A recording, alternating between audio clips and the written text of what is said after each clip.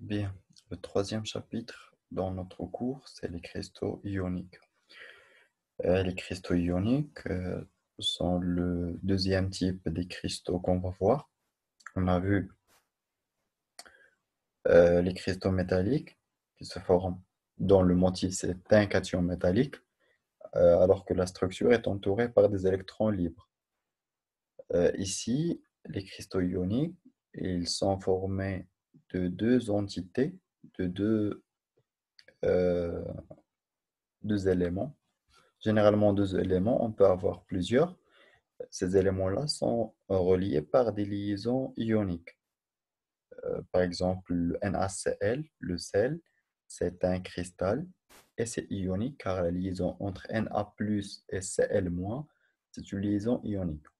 Généralement, les cristaux ioniques sont constitués d'un élément euh, métallique et d'un élément non métallique. Exemple, NaCl, Na c'est un métal, c'est un alcalin, mais c'est un métal alcalin. Alors que Cl, c'est un halogène, et les halogènes ne sont pas des métaux. Les métaux dans le tableau périodique sont la première colonne, les alcalins, la deuxième, les alcalins terreux, et le bloc T. Le bloc T, c'est les métaux de transition. Ces trois blocs-là, c'est-à-dire le bloc S et le bloc T, sont des métaux.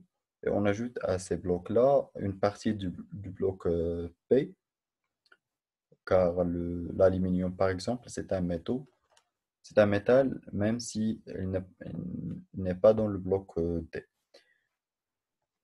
Et donc, on trouve toujours que les cristaux métalliques sont formés, les cristaux ioniques sont formés d'un métal qui forme une liaison ionique avec un non-métal, l'oxygène, le chlore, le fluor, etc. On a deux éléments généralement, donc on a un anion qui est caractérisé par un rayon R- et un cation qui est caractérisé par un rayon R+. Et on utilise une grandeur sans dimension, c'est le rapport des deux rayons, c'est le rayon du cation sur le rayon de l'anion. Généralement, le rayon du cation est plus faible par rapport au rayon de l'anion, car l'anion, on a ajouté, il est généralement plus grand, mais la deuxième cause, c'est qu'il contient plus d'électrons que le cation. C'est dans le cas général. Ces cristaux ioniques sont caractérisés par une faible résistance à la déformation, comme on a vu dans la vidéo précédente, car lorsqu'on essaie de déformer un cristal ionique, euh, on aura eu un alignement entre les cations ou entre les anions, ce qui donne une répulsion électrostatique et cette répulsion casse le cristal. Ils sont caractérisés aussi par une grande capacité à se dissocier dans l'eau. C'est par exemple NaCl, lorsqu'on le met dans l'eau, on aura Na+ et Cl-, car la liaison ionique, c'est une liaison électrostatique et le champ électrostatique entre les deux dépend de la nature du solvant qu'on utilise, comme on a expliqué dans la dernière partie de l'atomistique, lorsqu'on a parlé sur les solvants polaires, protiques, etc. On a aussi une température de fusion, c'est-à-dire de transformation de l'état solide à l'état liquide, une température plus grande que celle des cristaux métalliques, car on a dit que la liaison ionique est plus forte que la liaison métallique. On trouve plusieurs types de cristaux ioniques. On a MX, M c'est le métal et X c'est l'élément non métallique. On trouve MX2, M2X, M2X, MX3, etc. Mais dans le cadre de programme, on a seulement MX et MX2. MX, on a trois structures. C'est SCCL, NaCl et ZNS. Et dans MX2, on a seulement la fluorine, c'est CaF2. Et bien sûr, notre but, c'est d'étudier chaque structure et de déterminer la multiplicité, la coordinance, la compacité et la condition de stabilité, comme on a vu pour les cristaux métalliques. La condition de stabilité, c'est juste la condition sur X. Car lorsqu'on a une structure, par exemple, de type MX, une autre structure différente de ces trois, euh, on veut connaître est-ce qu'il sera similaire à SCCL ou NaCl ou ZNS. Euh, Ceci dépend de cette condition sur X, et X est toujours le rapport R plus sur R moins. Dans les cristaux ioniques, on a une particularité, c'est que les définitions changent un peu, car on n'a pas un seul élément, on a plusieurs éléments. La première définition, c'est la multiplicité. On a défini la multiplicité comme étant le nombre de motifs par mile. Or, ici, le motif, on a deux éléments ou plusieurs. Donc, chaque élément possède une multiplicité. C'est-à-dire, pour chaque élément, par exemple, pour NaCl, on calcule la multiplicité de Na plus et la multiplicité de Cl moins.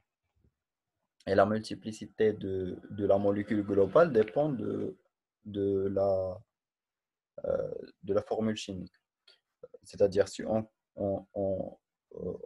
trouve que la multiplicité, par exemple, d'un élément M égale à 2 et la multiplicité de X, c'est 1, donc la formule de la molécule, c'est M2X ou M4X2. Généralement, c'est le plus grand commun diviseur des deux multiplicités qu'on a trouvées.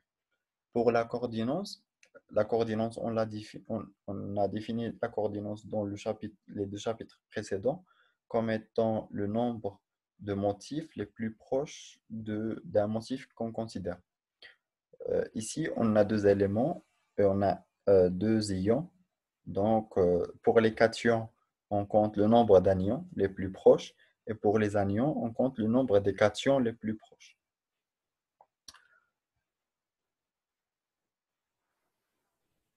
C'est pour la coordinance. Et donc, on calcule la coordinance de l'anion et de cation. La compacité, pour la compacité, c'est toujours le volume occupé par la matière sur le volume de la maille. Le volume de la matière sur le volume de la structure géométrique.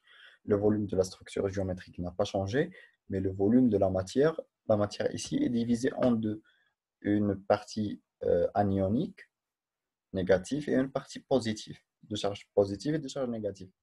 Et donc, il faut compter les deux, principalement si on a de n différentes, de multiplicités différentes. Et on obtient cette formule-là qu'on peut appliquer directement. La masse volumique, en utilisant la même chose, la masse de la matière sur le volume de la maille. La masse de la matière, c'est la masse des anions plus la masse des cations. En utilisant la définition de la relation entre la masse et le nombre d'Avogadro, on, on- on- on trouve que la masse volumique, c'est la multiplicité des anions fois la masse molaire des anions, plus la masse molaire des cations fois la multiplicité des cations, sur Na fois le volume de la maille. Maintenant, on va étudier les quatre structures qu'on a dit. C'est les quatre structures qu'on a ici.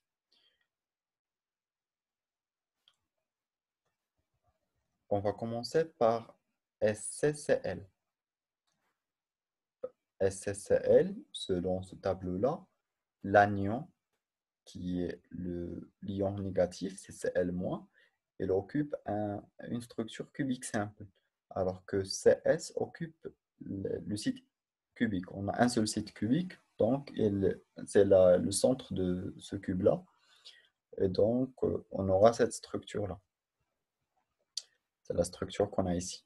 Voici l'ion positif et les ions négatifs forment cette structure-là. Voici les rayons, donc on peut calculer X, c'est à peu près égal à 1, c'est très proche de 1. Maintenant, on va visualiser cette structure en 3 dimensions en utilisant la vidéo suivante. Voici notre cube. Voici notre motif ion positif et voici l'ion négatif. On a dit que l'ion négatif, on a dit que l'ion négatif occupe une structure cubique simple, alors que l'ion positif occupe le centre de cette structure-là. On peut aussi montrer qu'on a l'inverse, qu'on peut faire l'inverse en faisant euh, une translation à partir de chaque atome négatif, à partir de chaque motif de Cl-, on fait une translation de 1 demi selon X, de 1 demi selon Y, de 1 demi selon Z. Et on va trouver un réseau similaire à celui-là. C'est un réseau, c'est le réseau inverse, c'est-à-dire on inverse la position des ions. Mais on peut travailler avec l'un ou l'autre, c'est la même chose. Voici l'ensemble de 8 cubes adjacents et on peut visualiser bien la structure inverse. Si on compte cet atome-là, celle-là, ces deux-là, ces deux-là et ces deux-là, et voici le centre de cube formé par les atomes violets, c'est cet atome-là. Donc c'est un cubique. Les atomes violets forment un cubique simple et l'ion Cl- occupe le centre de cette structure. À partir de cette structure-là, on peut calculer la coordinance. Chaque ion, chaque ion Sc-, Sc+, possède 8, une coordinance de 8. La même chose pour Cl-, il a une coordinance de 8 aussi.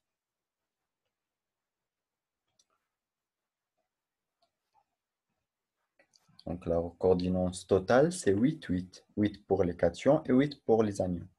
Pour la multiplicité, il faut compter la multiplicité euh, de chaque ion. On va revenir au cours pour calculer la multiplicité. Par la translation, on obtient cette structure-là. Par la translation, on obtient cette structure-là. C'est la structure inverse. Si on fait la projection, on obtient celle-là. Et pour la multiplicité, si on utilise celle-là, pour le CS+, on a un motif par maille, c'est celui-là. Il n'est pas partagé avec les autres. Alors que pour les ions moins, on a 8 sur les 100 mailles fois 1 huitième, donc un ion Cl- par maille. On a 1, donc la multiplicité globale, c'est une molécule par maille. Pour la coordination, on a dit que 8, 8. Par exemple, pour cet atome-là du CS+, il est entouré par 8 ions Cl-. On a dit que pour la coordination des ions, des cristaux ioniques, on compte le nombre des ions de charge opposée. Pour CS+, on compte le nombre des Cl-. C'est 8 et la même chose pour le Cl-, c'est 8 CS+. Donc une coordination de 8, 8. Pour la condition de stabilité, on a deux choses. La première chose, c'est le contact entre les ions.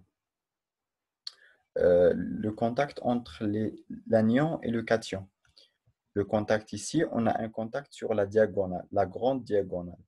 Un contact sur la grande diagonale entre cet atome bleu, par exemple, cet atome rouge et cet atome bleu. Et la longueur de la grande diagonale de cube, c'est A racine de 3, comme on a vu dans le chapitre précédent. Toujours la grande diagonale de cube, c'est A racine de 3. A racine de 3, donc, égale à 2R plus 2R moins. Si on factorise par 2R plus, on obtient 1 plus R plus sur R moins. Or, R plus sur R moins, c'est le X. C'est la première condition. On a un contact entre les ions de charge opposée, car on a une attraction. Alors que pour les anions, on a une répulsion. Les anions sont sur le diamètre, ils sont sur la face ici. Sur un arrêt, on a deux ions de même charge. Si on considère cette structure, c'est le Cl-, qui sont plus grands. Donc, le 2R- doit être plus grand ou égal à A. C'est la condition qu'on a ici. A est supérieur ou égal à 2R-. C'est l'inverse que j'ai dit. A, le paramètre de Mail, doit être plus grand que ou égal à 2R-, car on ne doit pas avoir une répulsion, on ne doit pas avoir un contact entre les anions. Et donc, si on utilise la deuxième condition, A est supérieur ou égal à 2R-, et si on remplace 2R- par cette expression-là, on obtient A racine de 3 sur 1 plus X. En remplaçant par A, en réarrangeant cette expression, on obtient que X est supérieur ou égal à racine de 3 moins 1. C'est la condition de stabilité euh, de cette structure-là. Or, X est inférieur ou égal à 1. Car on a dit généralement que R plus est inférieur à R-. Donc la condition de stabilité, dans cette structure, on peut l'écrire sous cette forme-là. X est entre racine de 3 moins 1 et 1. Donc si on a un cristal ionique de type MX, c'est-à-dire un cation et un anion, et on calcule X et on trouve que X est entre 1 et racine de 3 moins 1, on peut dire que la structure de ce cristal ionique est similaire à cette structure-là, CSCl. Pour la compacité, on peut utiliser la définition qu'on a vue et remplacer par R-X qu'on a ici dans l'énoncé. Et on trouve que la compacité est similaire à la compacité d'un cubique simple, d'un cubique centré. Elle est similaire à un cubique centré. Pour la masse volumique, en utilisant la définition qu'on a vue, on obtient que c'est 4,24 grammes par centimètre cube.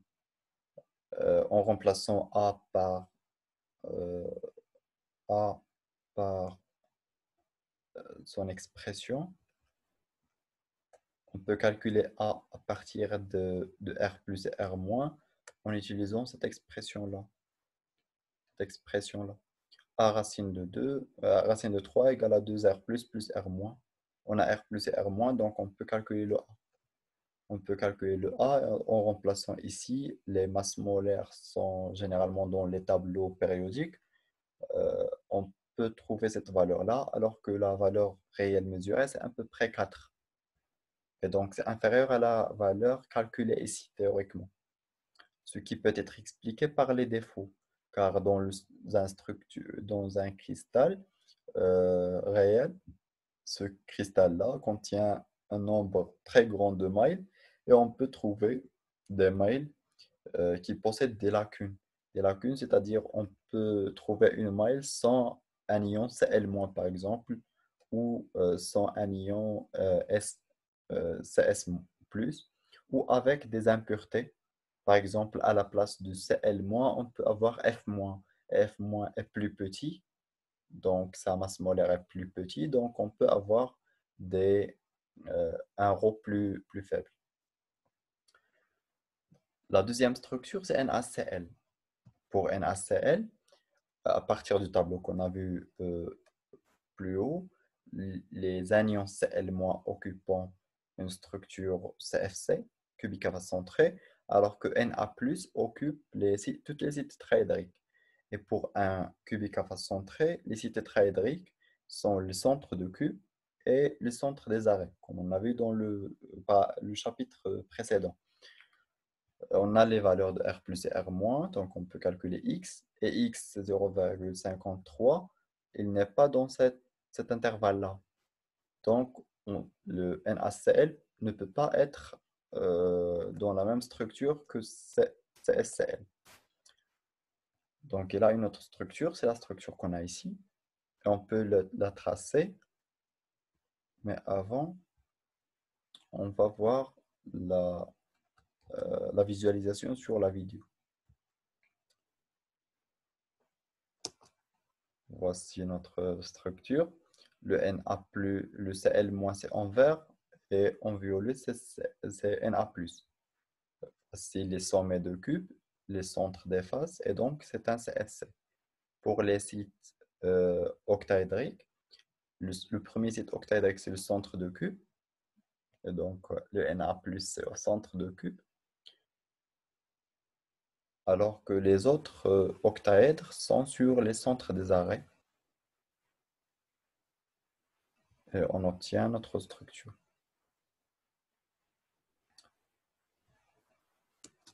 À partir de cette structure, on peut calculer la coordinance. La coordinance de Cl-, c'est, on a ici 6.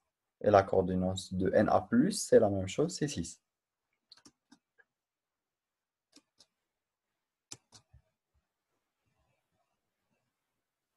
Donc, la coordinance, c'est 6. On peut continuer sur le manuscrit. On a dit que les Cl- occupent un cubique à face centrée et les Na+ occupent les sites octaédriques. Les sites octaédriques sont le premier dans le centre de cube et les autres sont sur les arrêts, le centre des arrêts. Pour les mois, on va commencer par les Cl-. Pour les Cl-, ils occupent les sommets de cube, donc c'est 8 fois 1 sur 8, car chaque sommet est partagé entre 8 cubes. Il occupe aussi les centres des faces, on a 6 faces, et chaque face est partagée entre 2 cubes, donc on aura 4 Cl- par maille. Pour les Na+, on a 1 sur le centre,